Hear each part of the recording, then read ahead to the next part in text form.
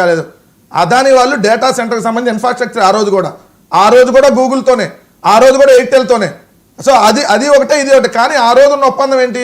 Data centre వల్ల ఆ రోజు వాళ్ళు ఇస్తారన్న ఉద్యోగాలు కేవలం 1280, ఈ రోజు 200. కానీ ఆ డేటా సెంటర్తో పాటు ఐటీ పార్కు, దానికోసం అంటేనే అది మీరు స్టార్ట్ చేస్తేనే రాయితీలు ఇస్తాము. సో ఐటీ పార్క్ వల్ల 22,000 ఉద్యోగాలు, అది ఆ రోజు కుదుర్చుకున్న ఒప్పందం. ఈ రోజు మీరు ఏ ఐటీ పార్క్ ద్వారా ఏ ఉద్యోగాలు ఇస్తున్నారు చెప్పండి? మీరు ఏమంటారు? డేటా సెంటర్ వస్తే సాఫ్ట్వేర్ ఉద్యోగాలు వచ్చేస్తాయి అంటున్నారు. డేటా సెంటర్ వస్తే సాఫ్ట్వేర్ ఉద్యోగాలు ఎక్కడి నుంచి వస్తాయి? అది వేరు ఇది వేరు. ఆ రోజు మైక్రోసాఫ్ట్ అంటే హైదరాబాద్ లో సాఫ్ట్వేర్ కంపెనీ, డేటా సెంటర్ కాదు. మైక్రోసాఫ్ట్ వచ్చింది హైదరాబాద్ వచ్చింది, Microsoft software company. Data centre ఎక్కడైనా కూడా ఉద్యోగాలు తక్కువ ఉంటాయి. 12 దేశాలతో కనెక్ట్ అవుతారు. 15 దేశాలు ఏ డేటా సెంటర్ అయినా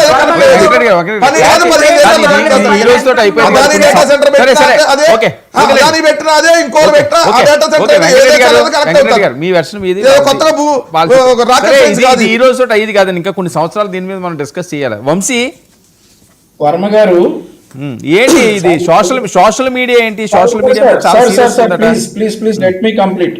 వర్మ గారు, ఈరోజు వెంకటరెడ్డి గారు చాలా గుడ్ క్వశ్చన్ రైజ్ చేశారు. కృష్ణాంజనేయులు గారిని కూడా ఆయన బాగా డిఫెండ్ చేశాడని అనుకుంటా ఉన్నాడు సార్. ఈరోజు ముఖ్యంగా మేం క్లారిఫై ఇవ్వాల్సినటువంటి అవసరం ఉంది. నేను సార్ సెప్టెంబర్లో మీ టీవీ ఛానల్కి వచ్చాను సార్. నేను లైవ్ డిబేట్లో పాల్గొనడానికి మీ స్టూడియోకి నేను వచ్చాను. మీరు డిబేట్ అయిపోయిన తర్వాత మీ స్టూడియో నాకు చూపించారు, గుర్తుందో లేదో వర్మ గారు. స్టూడియోలో దాదాపుగా ఒక 100 నుండి 150 మంది నేనున్నప్పుడు పనిచేస్తా ఉన్నారు వర్మ గారు. సో నేను ఇది ఎందుకంటున్నానంటే అండి, మన 99 టీవీ అనేది ఆంధ్రప్రదేశ్, తెలంగాణ పక్కన ఉన్నటువంటి తెలుగు రాష్ట్రాలు చూసేటటువంటి ఛానల్. మీ ఛానల్లో సుమారుగా డైరెక్ట్ ఆర్ ఇండైరెక్ట్గా ఒక 1000 మంది ఉంటారని నేను అనుకుంటా ఉన్నా. వాట్ ఐఎమ్ థింకింగ్ ఇస్, ఈరోజు గూగుల్ డేటా సెంటర్ అనేది 12 దేశాలకు కనెక్టివిటీ అయినటువంటి ప్రాంతం. 200 మంది మాత్రమే ఉద్యోగులు ఉంటారని వెంకటరెడ్డి గారు చెప్తా ఉన్నారు. ఆ ఉద్యోగాలు చెప్పమంటా ఉన్నారు కాబట్టి నేను ఇప్పుడు అసలు గూగుల్ డేటా సెంటర్కి సంబంధించినటువంటి ఉద్యోగాలు ఏదో నేను 1 మినిట్ చెప్తాను సార్. సార్ ఇందులో టెక్నికల్ ఇంజనీరింగ్ రోల్స్ ఉద్యోగాలు ఉంటాయి సార్. డేటా సెంటర్ టెక్నీషియన్ అని అంటారు సార్ ఒక ఉద్యోగం. ఇందులో ఇతని పని ఏంటంటే ఇన్స్టాలేషన్స్, ఈ server installations, server maintenance, trouble shoots చేస్తూ ఉంటారు సార్. ఆ తర్వాత హార్డ్వేర్ ఆపరేషన్స్ ఇంజనీర్ ఉంటారు సార్. డేటా సెంటర్ టెక్నీషియన్ కింద హార్డ్వేర్ ఆపరేషన్స్ ఇంజనీర్ ఉంటాడు. ఇతని పని ఏంటంటే designing and managing the physical servers. అక్కడ ఉన్నటువంటి ఫిజికల్ సర్వర్స్ డిజైన్ చేస్తారు, అట్లాగే మేనేజ్ చేస్తారు సార్.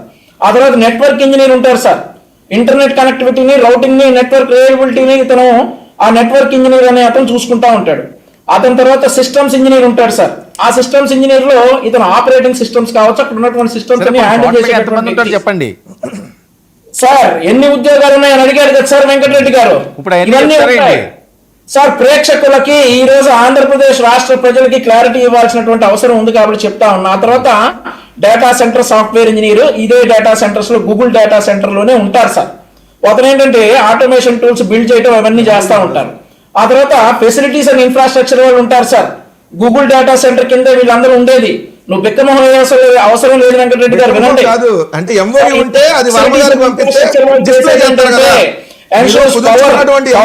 కూలింగ్ స్ట్రక్చర్ ని వీళ్ళందరూ కూడా ఇన్ఫ్రాస్ట్రక్చర్ చూస్తూ ఉంటారు సార్. సింపుల్ పొలిటికల్ ఆర్గ్యుమెంట్ వద్దు. మనం చదువుకున్నారు కాబట్టి పొలిటికల్ ఆర్గ్యుమెంట్ వద్దు. మీరు ఇదిగోండి డేటా ఆపరేటర్లు, సిస్టమ్ ఆపరేటర్లు ఉద్యోగాలని చెప్పుకుంటారు కదా. పర్సనల్ వద్దులండి, అది చూపించండి. ఉంటారు కదా సార్.